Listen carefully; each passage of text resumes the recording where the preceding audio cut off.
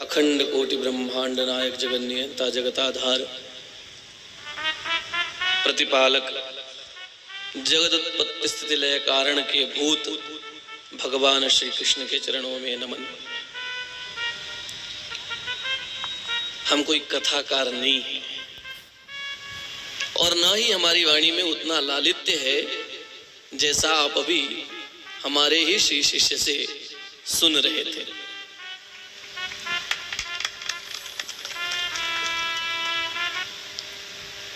जैसी प्रसन्नता एक पिता को होती है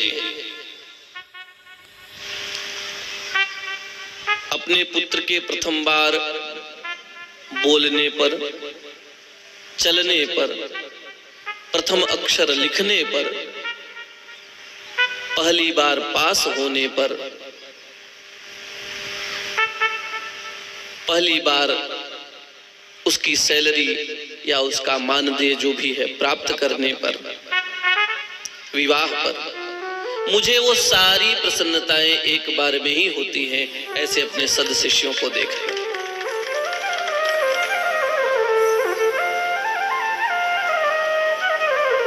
मेरे अरुण कहाँ हो?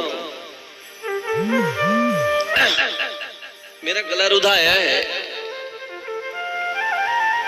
क्योंकि जो पुत्र है वह अभी ऐसी अवस्था में नहीं होता कि आपको इतना सम्मान प्राप्त कराए, लेकिन शिष्य ऐसा होता है जो कि अहरनिश गुरु का ध्यान करता है। मैं भी ऐसे ही अपने गुरु के शिष्यों में से हूं और उनकी कृपा ही है।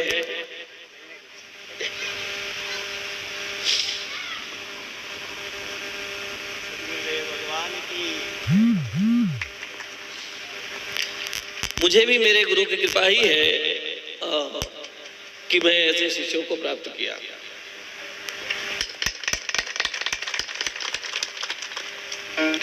अरुण पूर्व का शिष्य है और तुम्हारी लालसा और तुम्हारी आकांक्षा आज पूर्ण हुई। बहुत दिनों से तुम्हारी इच्छा थी, प्रबल इच्छा थी कि गुरुजी हमारे घर पे आए, आज आए और आज निशब्द है, मेरे पास शब्द नहीं है बोलने के लिए। देखिए, हम इन लोगों को निरंतर 7 वर्षों तक अध्ययन कराया हमने और मेरे भी कुछ पुण्य रहे होंगे कि उज्जैनी नगरी में कराया और जहां गुरुओं के गुरु पढ़े हैं भगवान श्री कृष्ण, वहां हम गुरु बने, ये भी हमारा पुण्य थे। और वो प्रसन्नता तब और प्रफुल्लित होती है जब आपका शिष्य सदशिष्य होकर सत्कर्मों में बढ़ जाए। जब हमारा शिष्य अपने उन मुखारविंद से, उन वाक पुष्पों से अभिसिंचित करता है समाज को, उन वाक पुष्पों से पल्लवित करता है अपने परिजन को, प्रसन्नता होती है। मैंने कहा ना कि वो एक प्रसन्नता नहीं, कोई एक कारण नहीं है मेरे प्रसन्न होने का। ये अश्रु ऐसे नहीं है, वो प्रेम के अश्रु है। हमारे ये पुत्र है और मैं इन बच्चों को कभी शिष्य कहा ही नहीं। आज भी मेरे मुख से बेटा ही निकलता है, अर्थात पुत्र, तो ये मेरे पुत्र ही है।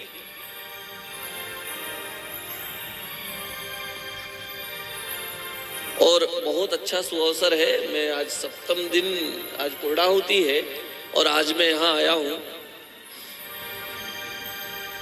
कथा तो आप लोगों ने सभी ने श्रवण कर लिए। कथा का सारांश कठोपनिषद में है। कथा का सारांश अभी जो लालित्य पूर्वक आप हमारे ही शिष्य से सुनेंगे ही, वो लालित्य में नहीं दे सकता। मैं हूं जड़, जड़ अर्थात मूल। इनको भी मैंने मूल ही पढ़ाया है। ये तो पत्र पुष्प अब फैला रहे हैं इतस्ततः। मूल यानी जड़, तो वृक्ष की जड़ दिखती नहीं, ये उसके पल्लवन है, उसके पत्र है, उसके फल है ये, और वह फल आपको प्राप्त हो रहा है। तो इस मूल में भी इतनी सरसता होगी, ऐसा हमको कालांतर में पता चलता है जब हमारे ही शिष्य इस पुष्प को, इस पुष्प की महक को, सुगंधि को चारों ओर फैलाते हैं और इसके फल को, इसके फल प्रसाद को सबको प्रदान करते हैं। कठोपनिषद की बात कर रहा था मैं। कहते हैं आत्मा क्या है। जब नचिकेता ने यम से प्रश्न किया, ये कभी जो व्यास जी हैं इनसे आप कथा श्रवण कर लीजिएगा, क्योंकि उतनी लंबा कथा मैं नहीं कहूंगा। सार तत्व, क्योंकि हमको सार तत्व में बात करने की आदत सी है। आदत अर्थात हमने मूल पढ़ाया, हमने बताया ना कि हमने जड़ पढ़ाया है। अब ये पत्र पुष्प इधर उधर बिखेर रहे हैं लोग। उसमें आत्म तत्व, आत्मा क्या है और क्या हम पूजन करके, क्या हम भक्ति करके हम उसको सुधार सकते हैं या वो उस इष्ट को प्राप्त कर सकते हैं क्या। कहते हैं यजनेन स्वर्ग कामो यजेत, अर्थात हम यजन करते हैं, यज्ञ करते हैं, भक्ति करते हैं, पूजन करते हैं, उससे स्वर्ग प्राप्त होती है, स्वर्ग की प्राप्ति होती है। लेकिन ये देखा तो नहीं किसी ने, आत्मा को भी देखा नहीं, तो वह आत्म तत्व है क्या। आप सभी किसान हैं, मैं भी किसान का ही पुत्र हूं। मेरे पिताजी किसान है, मैं भी किसान ही हूं, और मेरे पिताजी शिक्षक भी। आप सभी जब खेत में बीज बोते हैं तब आपको ये नहीं पता रहता कि कौन सा बीज पनपेगा, अर्थात पल्लवित होगा, अंकुरित होगा। लेकिन उस बीज गर्भ में जाने, उस मिट्टी के गर्भ में जाने पर और उसका आर्द्र से, आर्द्र यानी जल से उसका संवहन होने पर, अर्थात दोनों एक होने पर अनायास ही, उसमें भी कुछ समय की बाध्यता है। कुछ बीज जो है 2 दिन में भी अंकुरित हो जाते हैं, कुछ बीज 7 दिन में अंकुरित होते हैं, 1 सप्ताह में प्रायः बीज अंकुरित हो जाते हैं। उस बीज में जो अंकुरण की ऊर्जा है वही आत्मा है। वो दृष्टिगत नहीं होती, वो आत्मा दिखती नहीं है।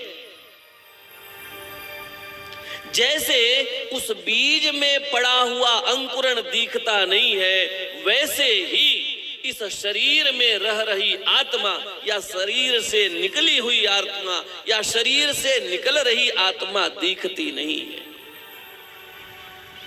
वह आत्म तत्व ही है।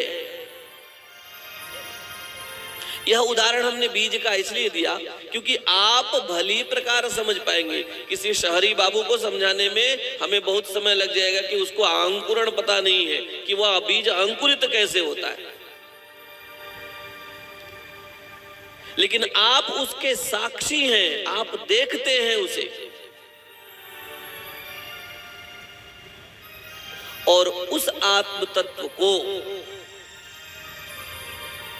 आप निरंतर धीरे धीरे वृद्धि को प्राप्त होते हुए और प्राप्त होकर के एक वृक्ष, विशाल वृक्ष का रूप लेते हुए देखते हैं। वैसे ही जब हम यजन करते हैं, जब हम यज्ञ करते हैं, जब हम कथा श्रवण करते हैं, जब हम किसी की भक्ति करते हैं,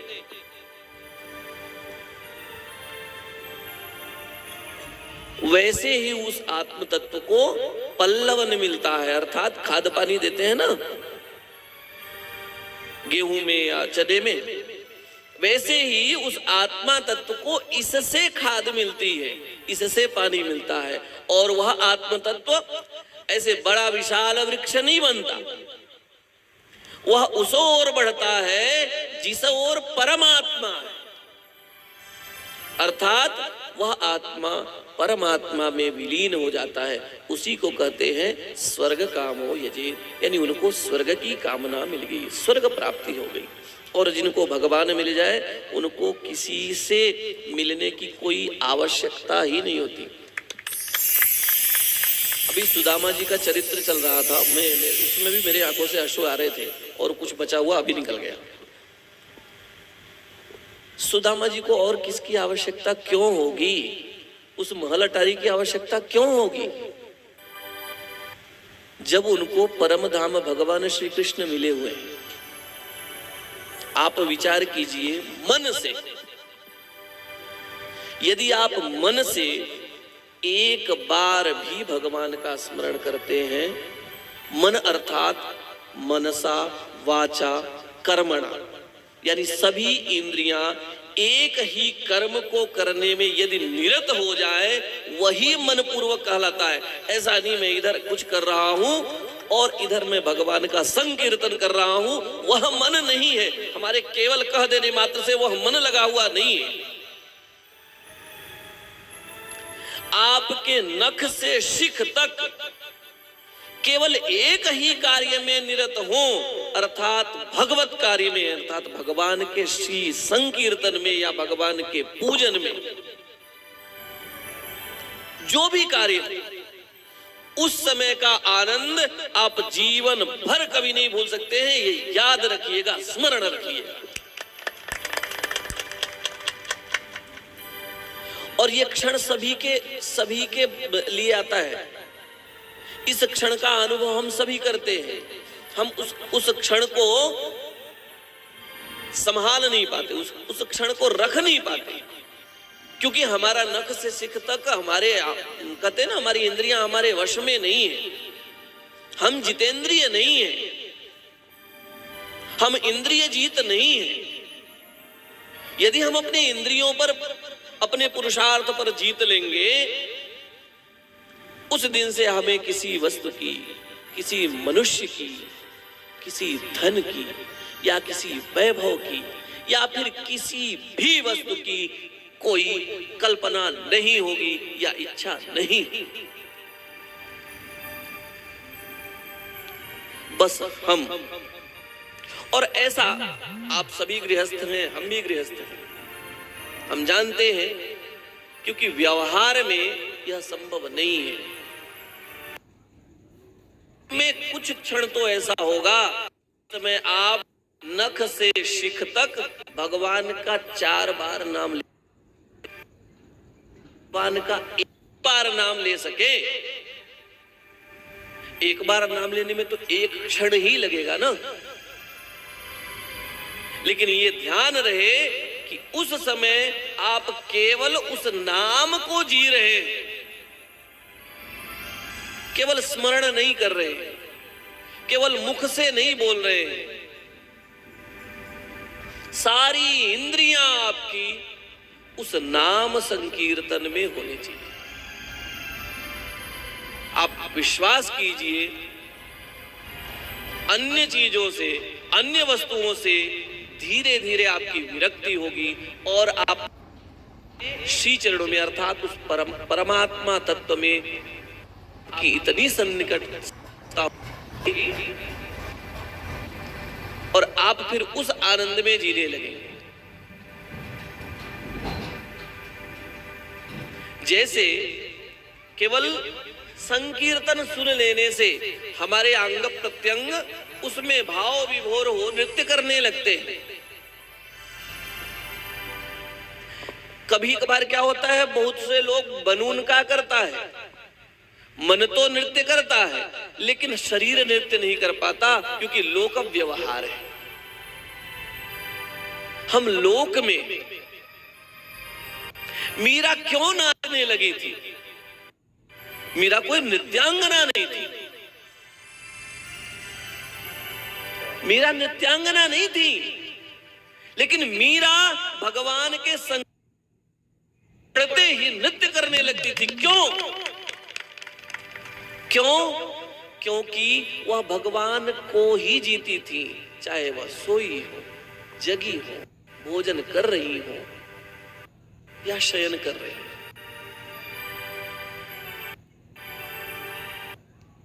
प्रयास ही उनके शरीर का प्रस्फुरण, अंग प्रत्यंग भगवान में भाव विभोर हो जाता है। सबकी अपनी अपनी कला है, सबके अपने अपने प्रदर्शन की प्रक्रिया है। सबके प्रदर्शन की प्रक्रिया कोई एक ही नहीं हो सकती। सभी का भोज्य प्रिय केवल एक ही वस्तु नहीं हो सकती। वैसे हमारे प्रेम प्रकट करने की प्रक्रिया सबकी अलग है। कोई निश्चेष्ट हो, शांत बैठ जाता है, और कोई नृत्य करने लगता है। दोनों में ऐसा नहीं कि वो प्रेम नहीं, वो भगवान से प्रेम करने की उसकी प्रक्रिया है, अभिव्यक्ति है उसकी।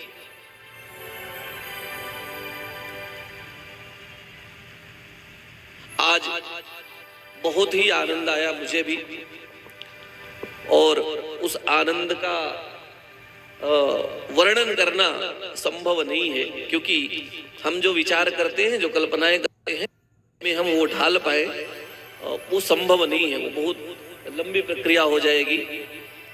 और आज पूर्णाहुति भी किए, उसका सारा श्रेय आपको प्राप्त हो।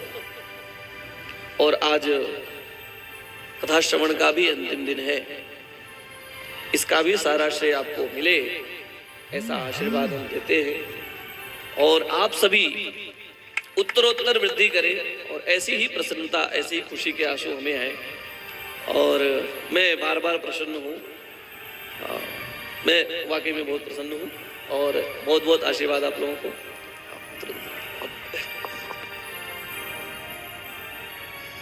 सद्गुरुदेव भगवान की जय।